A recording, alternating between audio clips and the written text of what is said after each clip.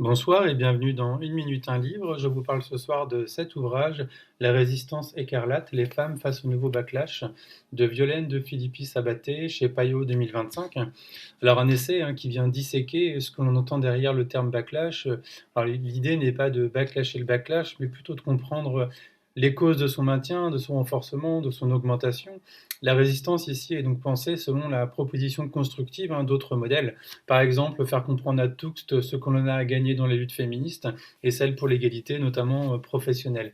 Alors pour y parvenir, il ne s'agit pas de renforcer les polarisations des genres, mais de comprendre ce qu'il y a derrière les questions de domination patriarcale. Il ne s'agit pas de combattre les hommes, mais le système qui construit la violence et renforce les dominances sociales. Donc le backlash prospère aussi sur la peur, la nostalgie et le fantasme d'un ordre ancien à restaurer. Comprendre également que les discours marketing d'extrême droite sont à penser avec une pensée critique justement. S'arguer par exemple d'un engagement pour les droits des femmes et la prévention des VSS est en fait une parade pour faire passer des idées sur l'immigration, sur laquelle on fait peser le poids des responsabilités du viol. C'est complètement lunaire. Donc qui veut la peau des droits des femmes interroge Violaine.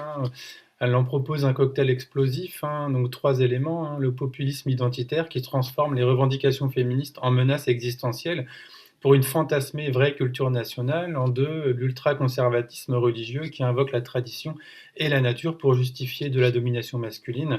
Et en trois, le techno-libertarianisme qui rhabille finalement de modernité des rapports de pouvoir ancestraux. Le livre parle également des effets des réseaux sociaux dans la diffusion des discours antiféministes, la viralité réactionnaire et la polarisation. On voit bien les contenus invisibilisés, par exemple, des personnes militantes sur ces sujets-là. Voilà, contrairement à des propos qui sont absolument abjects, qui vont rester en ligne. Voilà, ça aussi, c'est lunaire. Donc aujourd'hui, les féministes, le mouvement MeToo, servent de bouc émissaire aux maux de la société. On ne peut plus rien dire. C'est la faute des féministes, c'est la faute du mouvement MeToo, etc. Bon, voilà, des phrases qu'on entend qui sont vides de sens. Et donc les hostilités plurielles s'attaquent également aux droits des minorités, aux personnes minorisées. Et d'ailleurs, le tour du monde effectué par Violaine en début d'ouvrage pose clairement un cadre clair. On parle vraiment de recul des droits ou de stagnation comme en France. Stagnation, du coup, perçue comme un mécanisme de domination plus subtil, domination patriarcale. On laisse penser que le sujet est dans les dossiers, mettant à distance d'éventuelles critiques de recul. Un manque cruel de courage, donc on mérite mieux, d'où l'importance de la pédagogie de la transmission.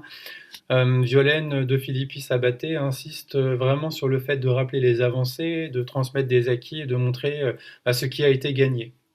Alors face à ce backlash organisé, la résistance écarlate consiste donc à tenir le cap, à nommer les reculs et à refuser que l'égalité devienne une variable d'ajustement politique. Voilà. Je vous souhaite vraiment une bonne lecture, une bonne découverte à diffuser autour de vous et à glisser peut-être sous le sapin dans quelques jours. Voilà. À bientôt.